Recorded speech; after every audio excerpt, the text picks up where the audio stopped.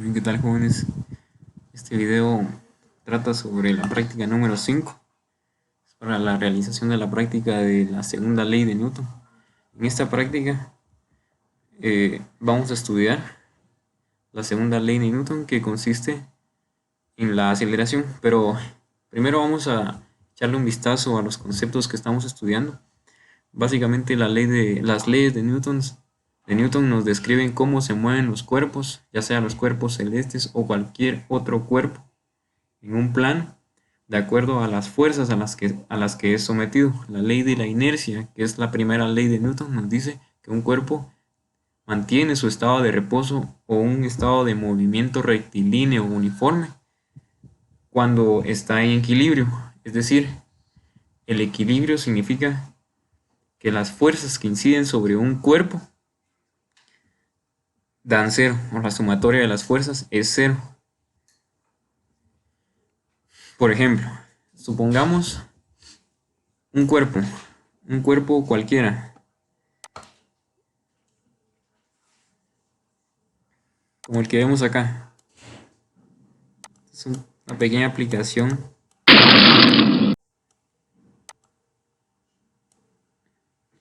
Esta aplicación nos permite ver cómo es que un cuerpo puede mantener moviéndose.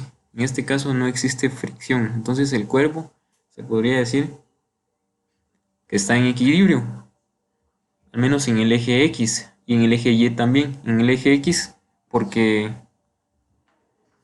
no existe ninguna fuerza, ni de fricción, ni hay nadie empujándolo.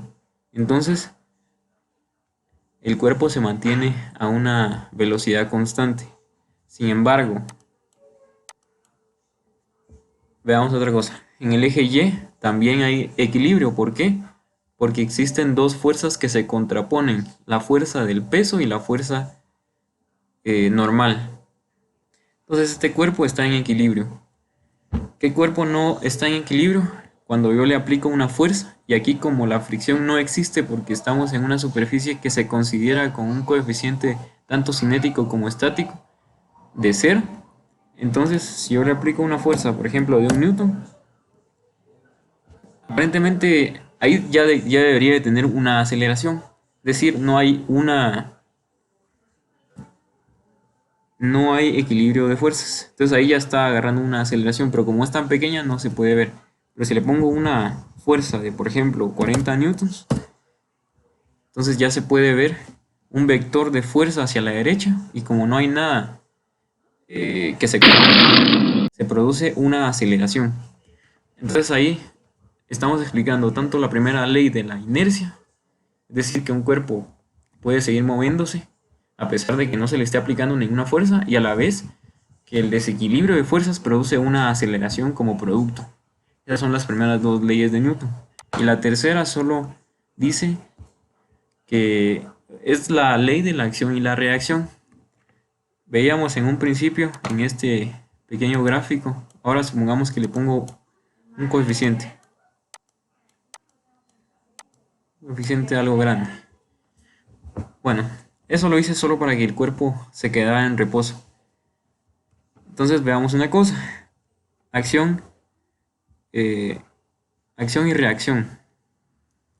La fuerza normal es una fuerza de reacción, es decir, que no importa de cuánto pese el objeto, la fuerza normal siempre se va a, por así decirlo, regular para que el cuerpo se mantenga en reposo.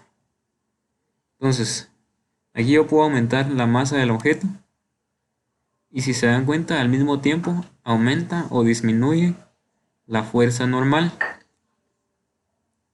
Entonces, esa es una reacción.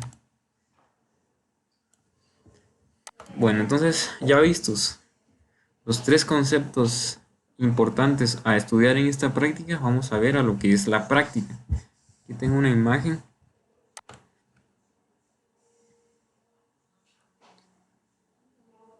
Veamos.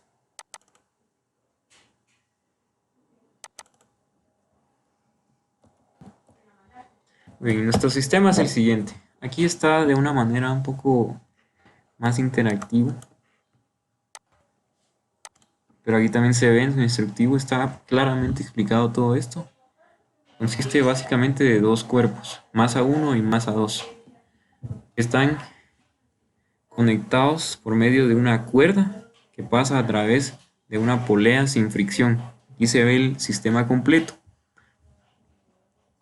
Entonces, el experimento consiste de que a través del movimiento que observamos en el experimento, a través de su movimiento, podamos determinar el coeficiente de fricción experimental de acuerdo a las observaciones que hicimos del experimento. Es decir, que nosotros podamos determinar cuál es el coeficiente tanto de fricción cinética como de estática para este sistema, dados los resultados que nos dio, es decir, cómo se movió, a qué velocidad se movió, es decir, qué aceleración adquirió, cuáles eran las masas, los ángulos, es decir, vamos a hacer todo un cálculo indirecto para sacar el coeficiente de fricción tanto cinético como estático. Y lo vamos a hacer dos veces, es decir, vamos a cambiar las condiciones del experimento, primero a un ángulo de 30 grados y después a un ángulo de 40 grados. Y en teoría debería de resultarnos los mismos valores de coeficiente de fricción. Y también compararlo con el coeficiente de fricción teórico, en este caso de madera sobre madera. Entonces, les estaba mostrando acá un diagrama. Este corresponde al experimento. Como les decía, son dos experimentos. Entonces, bueno, en total son 4 experimentos, pensándolo más detenidamente. Son 2 por cada ángulo. 2 para un ángulo de 30 grados y 2 para un ángulo de 40 grados. El primer experimento de un ángulo específico va a ser para sacar el coeficiente de fricción estático y el otro del mismo ángulo es para sacar el coeficiente de fricción cinético. Entonces, este diagrama corresponde al experimento para sacar el coeficiente de fricción cinético. Y bueno, consiste de lo siguiente, como les decía, una masa 1 y una masa 2, una masa que está sujeta a la otra a través de una cuerda y que pasa por una polea sin fricción. Entonces, nosotros sencillamente lo que hacíamos era poner una masa aquí lo suficientemente grande como para que el sistema se acelerara.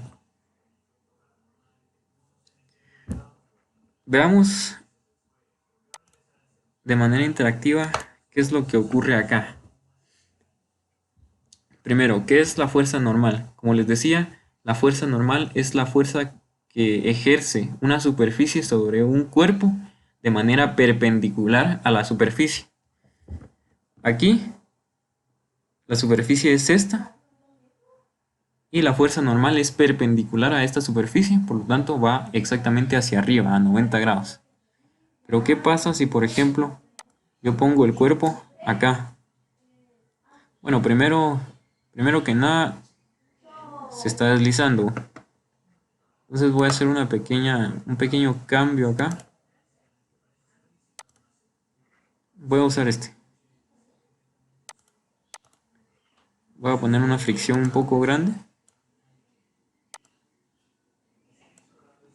Y voy a colocar el cuerpo acá.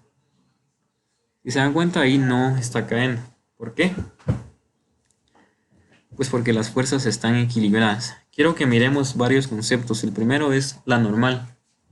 La normal, como les decía, es la fuerza perpendicular que ejerce una superficie sobre un objeto que está puesto sobre la misma.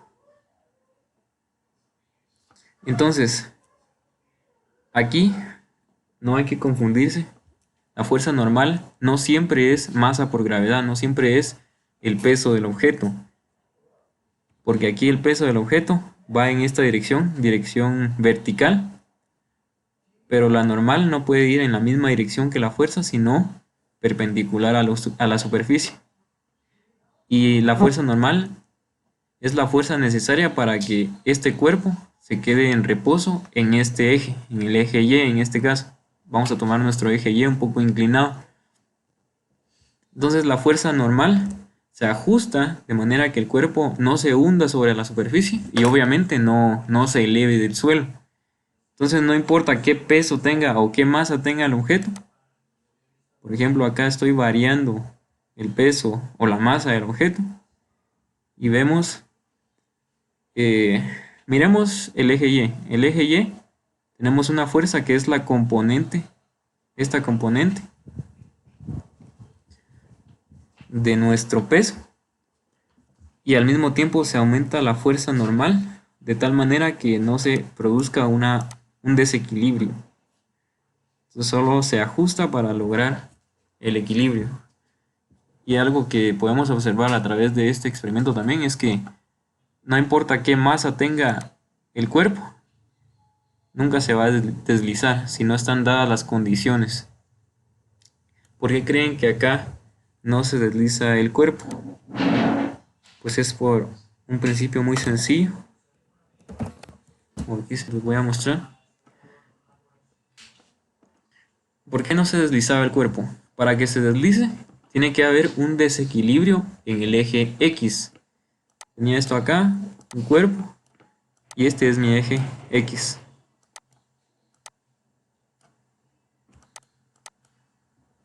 Entonces, quiero que vean que existe una fuerza. No es muy recto en la que dibujo acá, pero acá hay una fuerza que es la componente del peso. Y como el eje Y está acá, pues digamos que es la componente X del peso. ¿Y qué es lo que se contrapone? Lo que se contrapone es la fuerza de fricción. Fuerza de fricción. En este caso, estático, porque no se está moviendo. Entonces quiero que se fijen en algo. Para que el cuerpo se deslice para abajo, necesitamos que la fuerza o la componente X del peso sea más grande que la fuerza de fricción. Entonces, diagrama de cuerpo libre del eje X para este cuerpo es el peso en X menos fuerza de fricción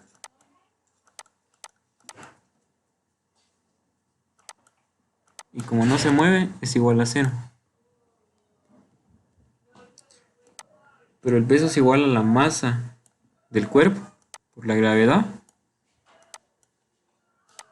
Y voy a pasar la fuerza de fricción hacia el otro lado. Y la fuerza de fricción estática es igual al coeficiente de fricción estática por la normal. Pero a la vez la normal, démonos cuenta de algo. Aquí hay un ángulo.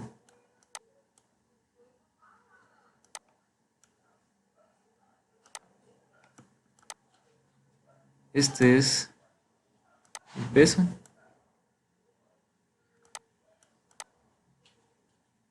Este es la componente del peso en Y. Y si se dan cuenta, el ángulo θ se encuentra acá. Entonces, ¿cómo hallamos la componente del peso en Y? Entonces es igual a la masa del cuerpo por la gravedad, por el coseno del ángulo. Y esta, la componente Y del peso, es igual a la normal.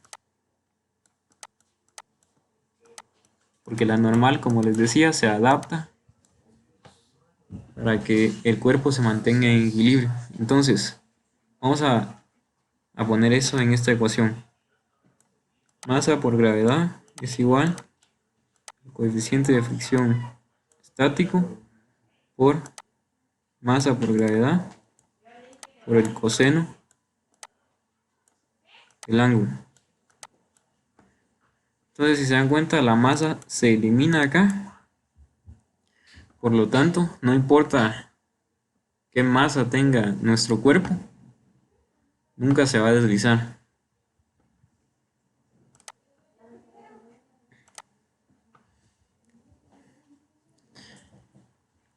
Segundo concepto que quiero que vean, la fuerza de fricción.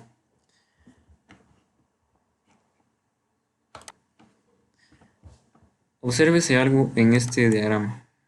Voy a poner una fuerza de fricción de 0.9, un coeficiente, me refiero al coeficiente de fricción estático y un coeficiente de fricción cinético un poco más pequeño, y voy a ejercer una fuerza. Entonces, dense en cuenta que el cuerpo nunca se mueve, es decir, yo aplico una fuerza y siempre se contrapone una fuerza de fricción.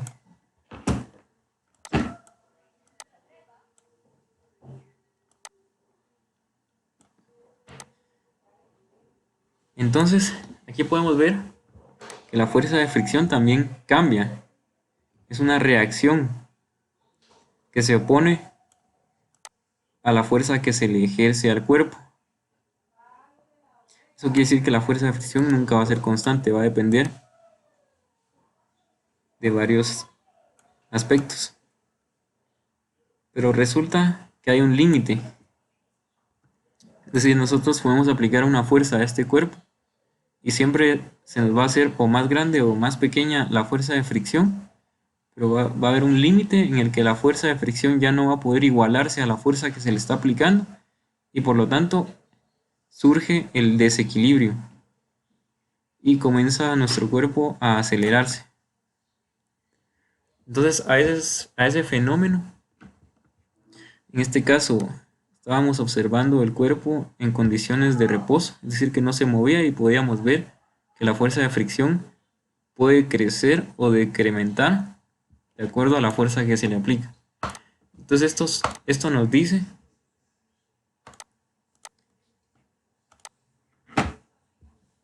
que el coeficiente de fricción estático no es un valor específico, sino es un rango. ¿Por qué? La fuerza de fricción estática es igual al coeficiente de fricción estático por la normal. En este caso, la normal es siempre la misma. ¿Por qué? Porque la masa del cuerpo se mantiene constante, es decir, es masa por gravedad. Entonces, ¿qué significa? Que lo único que tiene que cambiar es el coeficiente de fricción estático. El coeficiente de fricción estático entonces es un rango que evita que se genere el movimiento, pero también tiene un límite. Entonces cuando uno investiga cuál es el coeficiente de fricción estático de un cuerpo con otro, lo que está buscando es el límite máximo.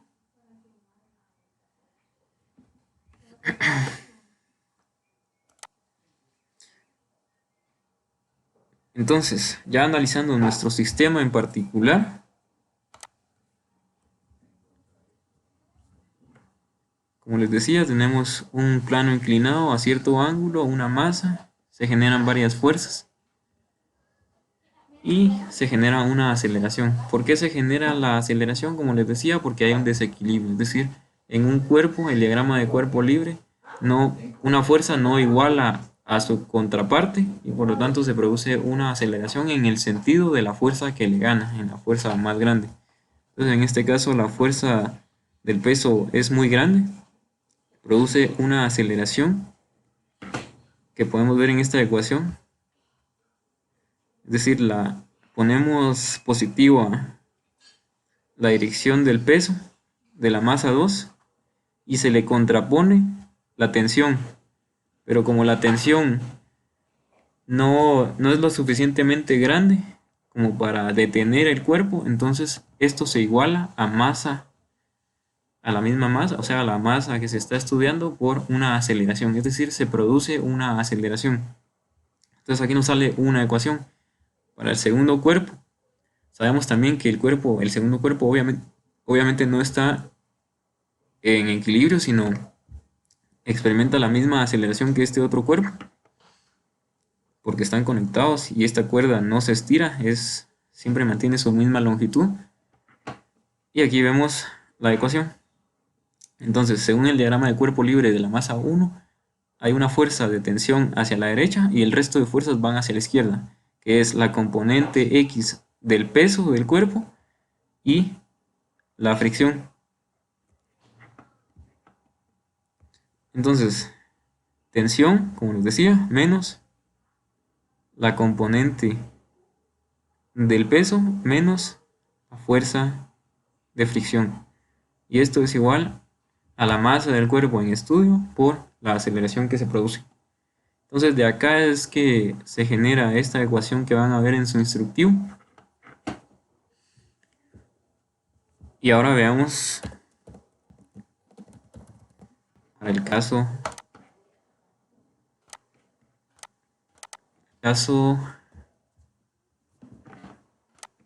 de la fuerza, el coeficiente de fricción estático.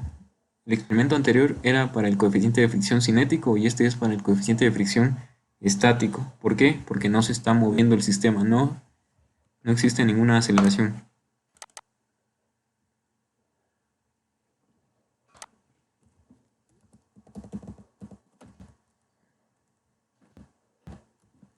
Es este el sistema. Este es mucho más simple, como les decía, aquí no existe ninguna aceleración. Entonces este cuerpo, tanto este como este otro cuerpo están en equilibrio. Y entonces la masa 2 por gravedad, que es el peso, es igual a la tensión que se contrapone. Y para la tensión que está tratando de jalar el cuerpo hacia arriba es igual a las reacciones que presenta. Es decir, la fuerza de fricción estática y la fuerza o la componente X del peso. Entonces aquí, como les decía, se iguala a cero. ¿Por qué? Porque no existe ninguna aceleración. Luego solo sustituimos el valor de la tensión del diagrama de cuerpo de la masa 2. Lo sustituimos en esta otra ecuación y eso ya solo despejamos el valor del coeficiente de fricción estático. Entonces así es como se saca tanto el coeficiente de fricción cinético como estático para las condiciones del sistema. Entonces, ¿qué nos hace falta para hallar estos valores? Pues nos hace falta el valor de las masas, la gravedad ya se tiene, el ángulo y solamente eso. Y para este otro, pues necesitamos lo mismo, el valor de la masa 2, el valor de la masa 1 y el valor de la aceleración. ¿Cómo sacar la aceleración? Pues lo vamos a hacer a través del desplazamiento que experimente el sistema, así como del tiempo que se tardó para adquirir ese desplazamiento.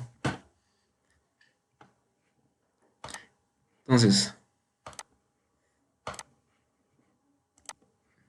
ahora vamos a echarle un vistazo a la hoja de datos que ustedes tienen. Como les decía, se hicieron un total de 4 experimentos. El primero, bueno, se hicieron un total de 4 en pares. 2 experimentos para un ángulo de 30 grados y otros 2 experimentos para un ángulo de 40 grados. Supónganse que estamos trabajando primero el ángulo de 30 grados. Pusimos nuestro sistema a un ángulo de 30 grados.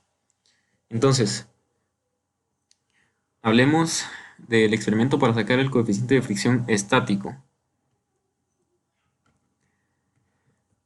Como les decía, no se trata de hallar el coeficiente de fricción estático a cualquier condición, sino justo a la condición límite. Supongamos que la fuerza que ejerce esta persona es la tensión. Si se dan cuenta, Para cambiar la tensión yo puedo ir agregando más masa. Porque si se dan cuenta en su instructivo, este es un pequeño, ¿cómo le llamaría? Guacal o lo que sea, donde se podían meter varias fichas. Entonces, el experimento para sacar el coeficiente de fricción estático consistía en hallar el punto, justo el límite en el que el cuerpo se comenzaba a mover. Entonces, no se podía poner cualquier masa acá, sino que se iba poniendo una ficha, dos fichas, y veíamos que el cuerpo se quedaba quieto.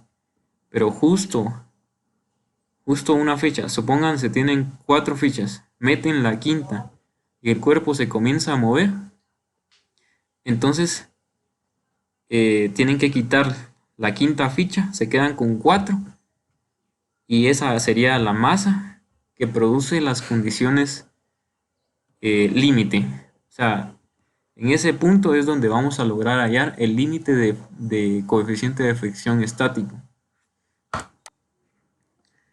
Entonces, por eso es que les decía que aquí puedo representar a una persona aplicando una fuerza, entonces aplico un poco más a modo de que justamente se comience a mover.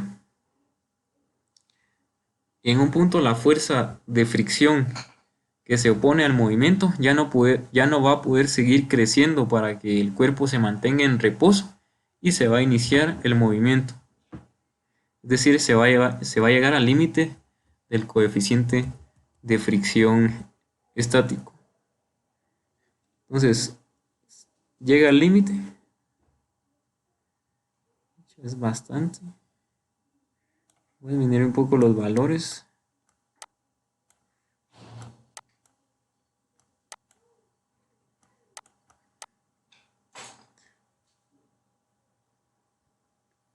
Y se comienza a mover. Entonces, eso es lo que se busca en el experimento.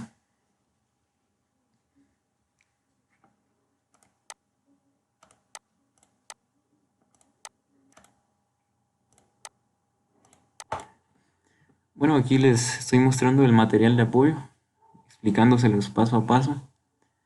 Para esta práctica pues hay que hacer todos los elementos de un reporte y hacerlo a látex también. Y incluir estos elementos.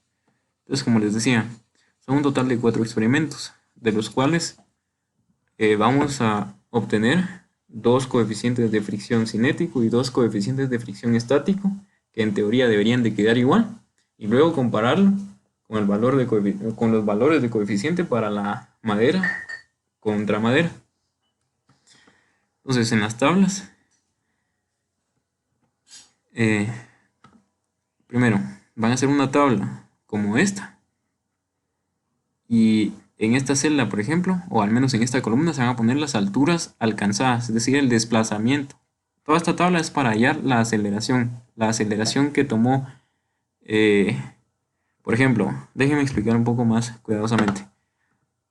Los incisos del A al C es para hallar coeficientes de fricción cinético, es decir, para los 2 experimentos en los que hubo movimiento, en los que se manifestó una aceleración. Entonces, había que sacar un total de 2 aceleraciones, una cuando el plano estuviera a 30 grados y otra cuando el plano estuviera a 40. Entonces, para cada experimento, es decir, para cada grado, iba a haber un desplazamiento del cuerpo distinto y un tiempo. Entonces, veamos esto junto con nuestra tabla. Esta tabla tal vez aquí la van a ver un poco desordenada porque de hecho las hojas de datos están hechas solo para un total de 2 experimentos, uno estático y uno cinético. Pero al menos en estas hojas se hicieron 4 experimentos, ya sea para 30 grados o 40 grados. Entonces, véase bien, ustedes van a tener un par de estos datos, tienen que tener al menos 2 de los datos solicitados en esta hoja de datos. Entonces tendrían que tener 2 grupos de 7 alturas y también 2 masa 1, 2 masa 2, 2 ángulos dos ángulos que ya sabemos cuáles son, de hecho, que serían de 30 y 40. Y para el experimento cinético tendrían que tener una masa 1, perdón, dos masas 1, dos masas 2 y obviamente los ángulos de 30 y 40 grados. Entonces, ¿cómo identificar cuál corresponde a 30 grados y cuál corresponde a 40 grados? Pues las tablas deberían de decir. Entonces, este conjunto de alturas y tiempos, ¿por qué hay tantos para empezar? Hay tantos, bueno, de altura no es necesario que hayan varios, de hecho solo uno y aquí se ve que todos son iguales. Pero tiempos sí hay bastantes. ¿Por qué? Porque, como bien se ha dicho en otras prácticas, se busca hacer varias repeticiones de un experimento para obtener un promedio y que sea más exacto, más cercano al exacto. Entonces se tomó una distancia de desplazamiento del cuerpo del cuerpo y tomando un total de 7 tiempos para que recorriera la misma distancia. Entonces se saca un promedio de los tiempos. Entonces este tiempo que ven acá es un promedio y la incerteza es la desviación estándar de la media de ese conjunto de datos y la altura, su altura correspondiente a 30 grados.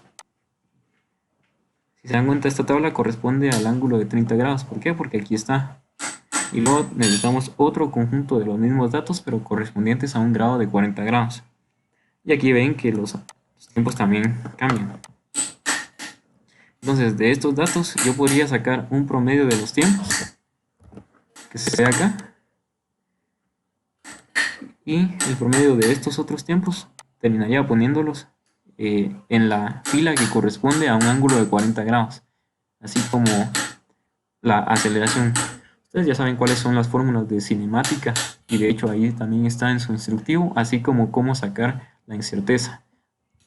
Todos los valores de aceleración, por ejemplo, de aceleración, incerteza de la aceleración, coeficiente de fricción estático, error del coeficiente de fricción estático, todos esos están en el instructivo.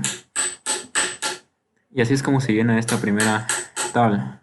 La tabla número 2 se trata de poner básicamente los datos necesarios que hay que llenar o los datos que hay que tener para determinar, para usar en esta ecuación. Entonces, en esta ecuación se necesita tener dos masas, el valor del ángulo y el valor de la aceleración. Es decir, cuatro valores se necesitan. Entonces, teóricamente debería de poner esos 4 valores en esta tabla. Como les decía, el valor de los grados, el valor de la masa 1, de la masa 2 y de su aceleración, los 4 valores. Y esos 4 valores me sirven para hallar el coeficiente de fricción cinético. Y la tabla número C, perdón, esta no es una tabla, sino un diagrama de incerteza, básicamente consiste en comparar los dos valores de coeficiente de fricción cinético y un tercero que sería el teórico, el que sacarían de internet. Por ejemplo, acá está este. Hay muchos, o sea, yo solo puse el coeficiente de fricción de madera a madera y aquí me salen tanto el coeficiente estático y el dinámico, o el dinámico se refiere al que está en movimiento. Entonces es 0.5.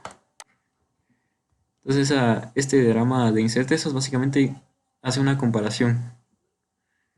Y aquí ya no volví a poner los ejemplos porque básicamente es lo mismo. Es otra tabla mostrando los datos necesarios para poner en las ecuaciones, pero en este caso para calcular el coeficiente de fricción estático. Y a su vez un diagrama de incerteza que compare un total de 3 coeficientes de fricción estático.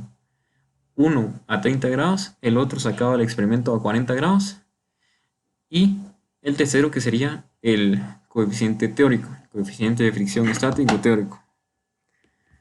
Y bueno, entonces, como siempre se necesita hacer análisis de los resultados, conclusiones y los anexos que valen 20 puntos. En total son 8 elementos que tienen que calcular. Cálculo del tiempo medio. El cálculo de la incerteza del tiempo, que es la desviación estándar de la media.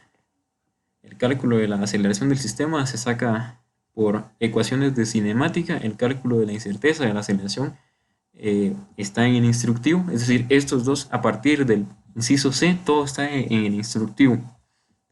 Entonces, me lo deben mostrar de una manera ordenada, más o menos como se ve este PDF, poniendo al menos una numeración, una descripción de lo que se está sacando, la ecuación y los datos sustituidos. Esto lo pueden hacer no a LaTeX, sino que lo pueden hacer en Word, pasarlo a PDF y luego eh, adjuntarlo. Voy a dejar el espacio para 2 archivos, pero yo preferiría que junten los PDFs, es decir, el PDF que les genera LaTeX con el PDF que sacaron de los anexos. Así solo tendrían un archivo PDF. Entonces eso sería todo. Muchas gracias y éxitos.